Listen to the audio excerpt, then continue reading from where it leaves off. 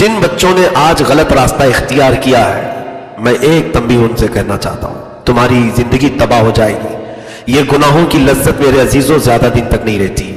تمہیں اللہ نے آج جو جوانی عطا کی ہے، اتنی بڑی نعمت، جانتے ہو جوانی کا ایک لمحہ جب ضائع ہو جائے، تمہارا ایک نطفہ بھی اگر ضائع ہو جائے تو دنیا کے کروڑوں معجون مل کر کے وہ طاقت نہیں بنا سکیں گے۔ جو قدرتی چیز ہے، جو رب تعالیٰ کی طرف سے تمہیں ملی ہوئی ہے، تم نہیں حاصل کر سکو گے۔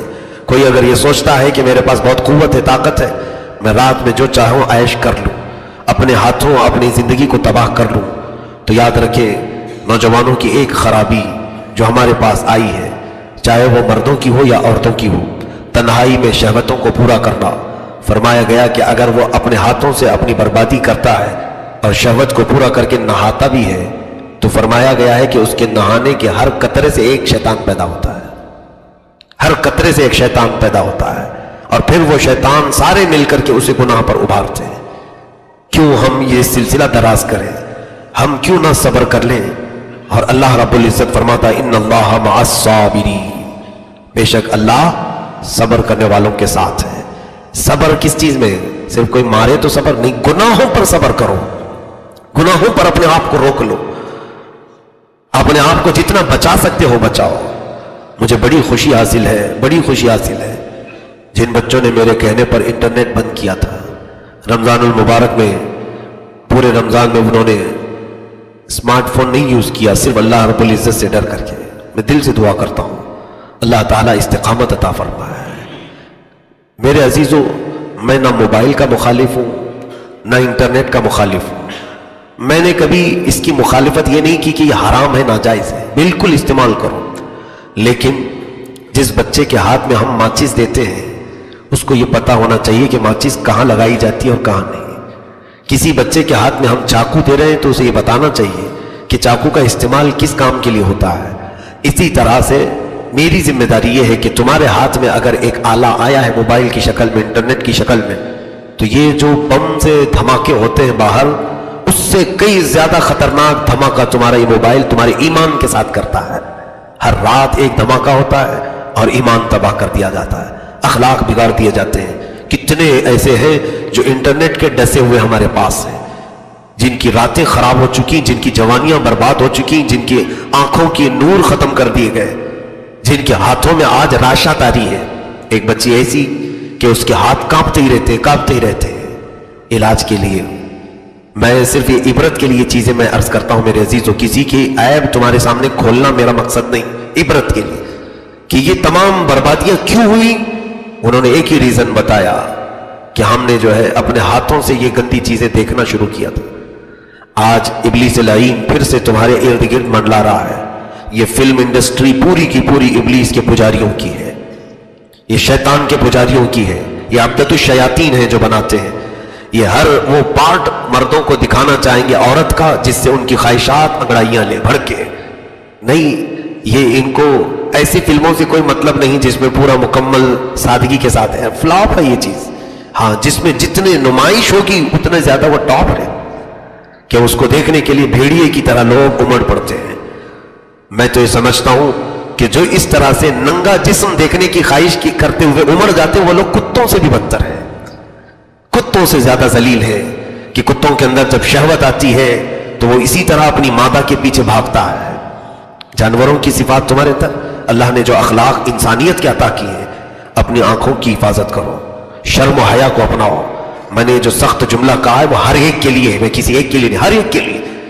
جو غلاظتیں دیکھنے کے لیے بھاگتا ہے وہ کتا نہیں ہے تو اور کیا ہے؟ جس کو بے حیائی اچھی لگتی ہے، یا تو پھر وہ مکھی ہے جو غلاظت پر بیٹھتی ہے، اچھائیوں پر نہیں بیٹھتی، یا تو پھر وہ کتا ہے جو مری ہوئی چیزوں کو کھانے کو پسند کرتا ہے۔ اور میرے آقا صلی اللہ علیہ وسلم نے سچ فرمایا الدنیا جیفۃ وطالبها الکلاب، یہ دنیا مردہ گوشت کی طرح ہے اور اس کا طلب کرنے والا کتے کی طرح ہے۔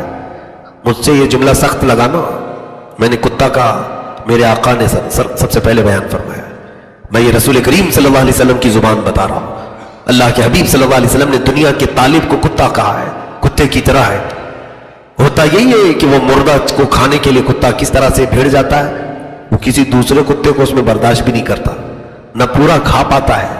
اسی طرح سے آج یہ بے حیائی کو طلب کرنے والے कितनों की जिंदगियां तबाह हो रही है, बर्बाद हो रही है। हर नौजवान के साथ डिस्कशन में जो अहम टॉपिक है वो क्या है? औरत का टॉपिक। वो ये समझता है कुल मिलाकर की जिंदगी यही है और कुछ नहीं। अलिहादा खुलिक़्त अम बिहादा उमिरत। मैं पूछता हूं तुमसे, क्या तुम इसी काम के लिए पैदा किए गए हो या अल्लाह ने तुम्हें सिर्फ यही काम का हुक्म दिया है कि रास्तों पर खड़े रहो और हर आने जाने वाली पर तुम नजरें जमाओ? क्या तुम्हें अल्लाह ताला ने इसी काम के लिए पैदा किया है कि औरतों को बेआबरू होते हुए देखकर तुम मुस्कुराओ? क्या तुम्हें रब ताला ने आंखें इसीलिए दी हैं कि औरतों की बेहयाई को तुम देखकर मजे लो? क्या रब्बे जुल जलाल ने तुम्हें ये तमाम कुव्वत और जवानी सिर्फ इसलिए दी है कि उसके जमीन पर रहते हुए, उसकी कायनात में रहते हुए सीना तान करके मौला के खिलाफ तुम बगावत करते हुए गुनाह करो? किसकी ये जुर्रत है? रब ताला को तुम सीना दिखाते हो, मुंह दिखाते हो कि देख मौला तेरी दी हुई आंखें हैं और मैं कहां इस्तेमाल कर रहा हूं।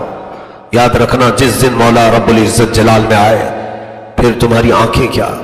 कुरान पाक में है, कुल अरअयतुम इन अस्बह माउकुम गौरन फमन यअतीकुम बिमाइन मईन। सूरह मुल्क की आखिरी आयत, सूरह मुल्क की आखिरी आयत। एक बुजुर्ग ने इसको बयान किया कि कौन है अगर जमीन के पानी सूख जाए तो कौन दोबारा उस पानी को लाएगा?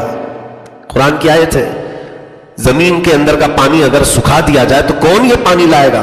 तो एक लिबरल आदमी था, मॉडर्न आदमी, वो आया उस बुजुर्ग के पास, कहा कि ये कौन सी नहीं, कोई बड़ी बात थोड़ी है, हमारे पास मशीनें हैं, पत्थर फोड़ करके भी अंदर से हम पानी निकाल लेंगे और 400-400 फीट नहीं 500-500 फीट भी हम अंदर डाल करके पानी निकाल लेंगे, पानी आ जाएगा। ये कौन से ताज्जुब की बात है जो कुरान कह रहा है कि पानी सूख गया तो नहीं आएगा? बताओ कौन सी जमीन से निकालना है, बताओ कौन सी जमीन से निकालना है? तो उन्होंने कहा अपनी दोनों उंगलियां उसकी आंख में डाल दी, उसकी आंख में डाली तो उसकी आंख दर्द और बेकरारी शुरू हो गई, ऐसे कि उसकी आंखों में अब कुछ भी नजर नहीं आता था। सिर्फ उन्होंने आंख इस पर अपनी दो उंगलियां लगाई, वो चीखते चिल्लाते बाहर इधर उधर उछल कूद कर रहा था। फिर वो बुजुर्ग के पास आया, कहा क्या हो गया, क्या हो गया मेरी आंखों को कि आपने सिर्फ दो उंगलियां दिखाई? कहा तेरी आंखों का पानी सूख गया, तेरी आंखों का पानी सूख गया। कहा क्या करना है? कहा जमीन का पानी बाद में लाना, पहले अपनी आंखों का पानी ला। तू कह रहा है कि जमीन का पानी अगर सूख गया तो लाने में कौन सी दिक्कत है, मैं मशीनों से लाऊंगा। कहा जा, तेरी आंखों का पानी सूख गया है, पहले तेरी आंखों का पानी ला करके दिखा ताकि तुझे रोशनी आ जाए, फिर जमीन के पानी की बात करते हैं। मेरे अजीजों, रब तबारक व तआला जब चाहे किसी भी जरिए से तुम्हारी आंखों को सुखा दे, खत्म कर दे, जिंदगी भर के लिए हम माजूर हो जाए। इसलिए आज के दिन में मेरा सिर्फ यही मैसेज था, यही एक, कि मैं पूरी कौम को लैलतुल कद्र की इस अजीम साथ में यह अर्ज करना चाहूंगा कि बच्चे, जवान, मर्द हों, औरतें हों, बच्चियां हों, ये तमाम वहशतों से अपने आप को बचाएं, ये तमाम गंदी बीमारियों से अपने आप को बचाएं, बेहयाई से अपने आप को बचाएं। और बचने का एक ही रास्ता है, जब जब तुम्हारे पास इस तरह का माहौल आए, सिर्फ एक ख्याल कर लेना कि मेरा मौला मुझे देख रहा है, मैं रब तबारक व तआला के हुजूर कैसे ये गलत चीजें करूं। रब तबारक व तआला मेरी इन तमाम बेहयाइयों से वाकिफ है। एक बार अगर तुम बच गए तो फिर तुम्हारे अंदर ईमानी कुव्वत और हरारत वो आएगी, कसम रब्बे जुल जलाल की, जिस पर तुम निगाहें डाल दोगे मौला उसे तौबा की तौफीक अता करेगा। ये तजुर्बे की बात मैं बता रहा हूं। सरकार मुफ्ती आजम हिंद रज़ी अल्लाह तआला अन्हु, ये वो वली कामिल का नाम है कि आप बयानात नहीं करते थे, बैठते थे, स्टेज पर जाकर बैठे हैं और मजमा हजारों का सिर्फ उनके चेहरे को देखा, जिन्होंने आंखों में आंखें डाली, मजमे में से वो चीखना चिल्लाना शुरू किए, तौबा करने लगे, न बयान किया, कुछ नहीं किया। और कितने तो तौबा किया और उनसे बैत करके आज तक या तो वो फिर इस्लाह पर और हिदायत पर कायम है। उनमें से कई तो ऐसे हैं जो उलमाए सालिहीन बने हैं, जो गुनाहों में जिंदगी गुजारते थे वो उलमाए वक्त बने, मुफ्तियाने कामिल बने। तो किस वजह से? एक मर्द कलंदर की आंखों में वो तासीर होती है कि उसकी आंखें भी अगर किसी के दिल पर पड़े तो मौला उसे विलायत का भी मकाम अता करता है। वो नूर जाया होने ना जाए। हमारी आंखों के अंदर जो नूर है इसी की बरकत है। अल्हम्दुलिल्लाह हमने बुजुर्गों से ये सुना भी है और देखा भी है, मैंने देखा है, अब उसको मैं तफसील से अर्ज नहीं करना चाहता, सिर्फ ये है कि उसकी बरकत अल्लाह तबारक व तआला हम सबके साथ कायम रखे कि हमारी आंखों की हया अगर बाकी होती है तो अल्लाह ताला अच्छे अच्छों पर हमारा रौब कायम करता है। हमारा रौब उनके ऊपर, हाकिम वक्त भी क्यों ना हो, वो कतराएगा आंख से आंख मिलाने से। حضرت بابا فریدالدین گنج شکر اللہ تعالیٰ عنہ نے حضرت نظام الدین اولیاء کو کیا کیا تھا. محبوب الہی کہتے ہیں بچپن میں میں 10-11 سال کی عمر کا تھا جب بابا فریدالدین نے آنکھوں میں آنکھیں میرے ڈال کر کے دیکھا تھا. صرف غور سے مجھے آنکھوں میں آنکھیں ڈال کر دیکھا تھا. میں اپنا گھر بھی چھوڑ دیا, سب چھوڑ دیا, اسی درویش کے پیچھے لگ گیا.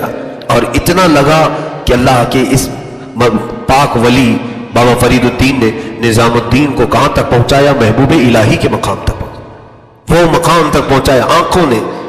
تو یہ ہم نے جو ضائع کیا ہے آج گناہوں سے آنکھیں, تو پھر یہ ہماری آنکھوں کا اثر نہ ہمارے بچوں پر ہے, گھر والوں پر, نہ ہمارے آس پاس کسی پر. ہاں, جس کی آنکھیں محفوظ ہیں پھر وہ دیکھ لے کسی کو ایک بار دیکھ لے. سرکار غوث اعظم رضی اللہ تعالیٰ عنہ بیان کر رہے ہیں مجمع میں ایک چیل اوپر چیں چیں چیں چیں کر رہی تھی, اور لوگ دیکھنے لگے ادھر چیل کی طرف. ہوتا ہے نا, کچھ بھی ادھر ادھر ہو جائے تو لوگ پہلے ادھر دیکھنے لگتے ہیں, کیا ہے. کچھ بھی اگر ادھر سے کوئی آیا ادھر سے کوئی آیا سب ادھر دیکھتے ہیں. محفل کی بے ادبی ہے. غوث پاک رضی اللہ تعالیٰ عنہ کی مجلس میں ایسا ہو رہا تھا. غوث پاک نے آنکھ اٹھا کر اس چیل کو دیکھا, اس کی منڈی ادھر گری, دھڑ ادھر گر گیا. سب ڈر گئے, اب کون دیکھے گا؟ چیل مر کر کے گر گئی, اس کا منہ کسی اور طرف پڑا ہے, دھڑ کسی اور طرف پڑا ہے, اور چیل تڑپتی رہ گئی. اب بیان چل رہا تھا غوث پاک کا, صرف دیکھا ہی تھا آپ نے. پورے مجمع میں سناٹا اور ہیبت طاری ہو گئی. اور کیوں نہ ہو, اگر وہی نگاہیں یہاں پڑ جائیں کسی کو تو پتہ نہیں کس کا منہ کہاں چلا جائے. محفل جب ختم ہوئی تو چل کر کے غوث پاک پھر اس چیل کے پاس آئے, جسم بھی اٹھایا, منہ بھی اٹھایا, دونوں کو جوڑا, کہا اللہ کے حکم سے اڑ جا. پھر زندہ ہوئی, اڑ گئی. نگاہ ولی میں وہ تاثیر دیکھی, بدلتی ہزاروں کی تقدیر دیکھی. یہ یوں ہی نہیں کہا گیا ہے. ہماری آنکھیں بہت ہی ہماری زندگی میں امپورٹنٹ ہیں, بہت معنی رکھتی ہیں, بہت ہی حیثیت رکھتی ہیں. اور آپ دیکھیں نگاہوں کا ہی کمال تو ہے. صحابہ اکرام رضوان اللہ تعالی علیہ مجمعین, صدیق اکبر کے مقام کو کوئی پہنچ سکتا ہے؟ عمر فاروق کے مقام کو کوئی پہنچ سکتا ہے؟ اور دیگر صحابہ, چلے یہ تو نامچین صحابہ ہیں, جو دوسرے صحابہ جو مشہور و معروف نہیں ہے اس صحابی تک بھی کوئی نہیں پہنچ سکتا. غوث پاک فرماتے ہیں, غوث پاک کہ رسول کریم صلی اللہ علیہ وسلم کے ساتھ جانے والے جو صحابہ جہاد میں وہ جن گھوڑوں پر بیٹھ کر جاتے تھے, ان کے گھوڑوں کے ٹاپ کے نیچے سے جو دھول اڑتی تھی وہاں تک بھی غوث کا مقام نہیں. غوث وہاں تک نہیں پہنچ سکتا وقت کا صحابی کے درجے کو. کس وجہ سے انہیں یہ درجہ ملا میرے عزیزو؟ جانتے ہیں آپ کہ بہت عبادت کرتے تھے اس لیے, یہ بہت رات گزارتے تھے, قرآن کی تلاوت کرتے تھے اس لیے نہیں, صرف نگاہوں سے مصطفیٰ کی ذات کو دیکھا تھا. نگاہوں کا ہی کمال ہے کہ انہوں نے جو دیکھا تھا میرے آقا کو, تو دیکھنے کا یہ اثر کہ انہیں اس مقام تک پہنچایا گیا. تو آنکھیں کچھ تو معنی رکھتی ہیں کہ نہیں؟ ہماری نگاہوں کا کوئی تو اہم مقام ہے ہماری زندگی میں. اسی لیے سرکار مفتی اعظم ہند رضی اللہ تعالیٰ عنہ نے دعا بھی کی, کچھ ایسا کرتے میرے کردگار آنکھوں میں, ہمیشہ نقش رہے روئے یار آنکھوں میں. رسول پاک کو اگر نہیں دیکھا, انہیں نہ دیکھا تو کس کام کی ہے یہ آنکھیں کہ دیکھنے کی ہے ساری بہار آنکھوں میں. عزیزان گرامی, ان آنکھوں کی حفاظت کے لیے میں نے آج آپ کے سامنے جو بھی جملے کہے, اللہ مجھے بھی اور آپ سب کو بھی قائم رکھے. پھر سے میں گزارش کروں گا, قرآن پاک کی آیات بینات کی طرف میں اگر آؤں تو بہت لمبا وقت چلا جائے گا. آج کی اس مقدس مجلس میں ہزاروں لوگوں کو توبہ کرنا ہے, ہمیں اللہ کی بارگاہ میں لوٹ آنے کا وعدہ کرنا ہے. ہم نے رب ذوالجلال اپنی نگاہوں سے جو تیر چلائے ہیں گناہوں کے, وہ مولا اگر آج چاہے تو ہمیں معاف کر سکتا ہے, وہ معاف کرے گا. کیونکہ لیلۃ القدر میں بے حساب لوگوں کی بخشش کا اعلان ہوتا ہے, بے حساب لوگ آج جہنم سے آزاد ہوتے ہیں. ان لوگوں میں کاش ہمارا نام آ جائے. کیا سچے دل سے یہاں مسجد میں آپ نہیں آئے کہ مجھے اللہ کو راضی کرنا ہے؟ نہیں تو آپ بھی آج مارکیٹ میں گھوم رہے ہوتے, بازار کی زینت بنے ہوتے, شاپنگ میں آپ دلچسپی لے رہے ہوتے. وہ ساری چیزیں چھوڑ کر رات کا اتنا پہر گزر جانے کے بعد آپ یہاں پر بیٹھے صرف ایک آس اور ایک امید لے کر کہ آج میں اپنے رب کو منا کر کے جاؤں گا. تو بے شک آج مولا تبارک و تعالیٰ کی رحمت کے دروازے کھلے ہیں, وہ اپنے بندوں کو طلب کر رہا ہے, بلا رہا ہے. تو ہم میں سے کون نہیں بڑھنا چاہتا؟ ہم بڑھیں گے ضرور, اور اسی کے نام کا ذکر کر کے, اسی کو منا کر کے. کاش اگر آج لیلۃ القدر ہو, ایک بار وہ اعلان کر دے مولا کہ فلاں کا بیٹا جہنم سے آزاد ہے, پھر ہماری تو زندگی وصول ہو گئی, ہماری تو زندگی وصول ہو گئی. پھر اس کے بعد کب مرے کہاں مرے اس سے ہمیں کوئی فرق نہیں. اللہ رب العزت نے ایک بار بخشش کا اعلان کر دیا تو پھر گناہوں سے بچانا بھی اس کے ذمہ کرم پر ہے, وہ خود ہی بچائے گا. ظاہر سی بات ہے ہم کسی کو سیلیکٹ کریں تو اب اسے دیکھنا بھی پڑتا ہے. جیسے مفسر شہیر حکیم الامت نے فرمایا ہے کہ آدم علیہ السلام کو جنت سے اتارا تو اتارنے کی دو قسمیں, ایک ہے پھینک دیا اسے جاؤ نکلو نہ, اور ایک ہے جیسے ڈول رسی میں باندھ کر کے کنویں میں کوئی بندہ ڈالتا ہے. کس لیے ڈالتا ہے؟ پانی نکالنے کے لیے. مٹکے کو رسی ڈال کر کے اوپر سے پھینکتا ہے تو وہ مٹکا کیا کرتا ہے؟ اندر جا کر کے پانی میں ڈوبتا رہتا ہے ادھر ادھر. پانی جب بھر جاتا ہے تو پھر اوپر والا رسی کھینچتا ہے, تو رسی اسی کے ہاتھ میں ہے تو گھڑا ٹھیک ہے, سیف ہے, چاہے جتنا بھی ادھر ادھر پانی میں ہچکولے کھایا ہو پھر آ جاتا ہے, کیونکہ مالک کے ہاتھ میں رسی ہے. اور اگر اس کے ہاتھ سے رسی چھوٹی تو اسی میں وہ گھڑا ڈوب کے رہ جائے گا, وہیں رہ جائے گا. تو مفسرین نے فرمایا ہے سیدنا آدم علیہ الصلوۃ والتسلیم کو اللہ تعالیٰ نے دنیا میں جو بھیجا اس کی مثال ایسی ہے کہ رسی اللہ نے خود مضبوطی سے تھامے رکھا. یہ نہیں کہ دنیا میں انہیں آزاد چھوڑ دیا, ہر برائی سے انہیں بچائے رکھا. اور ہر جگہ گھڑا جب نیچے جاتا ہے تو ہم مٹی کنکر سے بھی ہلا ہلا کر کے بچا لیتے ہیں. اسی طرح سے آج رب تبارک و تعالیٰ کی بارگاہ میں یہی دعا کریں, اے رب ذوالجلال تو ہماری رسی اپنے دست قدرت میں رکھ, ہم کو دنیا میں آزاد اور آوارہ نہ چھوڑ کہ ہم اپنی مرضی سے جو چاہیں کریں. اے کریم خدا ہم سے وہی کام لے جو تو پسند کرتا ہے, ہم سے وہی کام لے جس سے تو اور تیرے نبی راضی ہو, ہم سے وہ کام نہ لے جس سے تیرا غضب ہوتا ہو اور تو ناراض ہو. اور ایک بار اللہ رب العزت کی اس رسی سے جو جڑ گیا تو انشاءاللہ امید ہے کہ مولا جب وہ کھینچے گا ہمیں تو کھینچ کر سیدھے وہی بھیجے گا جہاں سے ہم نکل کر آئے تھے. کہاں سے آئے تھے؟ جنت سے آئے تھے. ہمارے ماں باپ کا وطن وہی ہے اور سچا بیٹا وہی ہے جو اپنے اصلی ماں باپ کے گھر پہنچتا ہے. رب ذوالجلال ہم سب کو کہنے سننے سے زیادہ عمل کی توفیق عطا فرما, ہمیں آنکھوں کی حیا عطا فرما, ہمیں ہمارے دل کی طہارت عطا فرما, ہماری زبان کی صفائی عطا فرما. کریم خدا ہمارے جسموں میں شہوت کی جو بھی خرابیاں ہیں اسے تو دور فرما دے. مولا جو گناہ ہو چکے انہیں معاف فرما, جو آئندہ ہونے والے ہوں تو ان سے تو ہمیں بچا لے.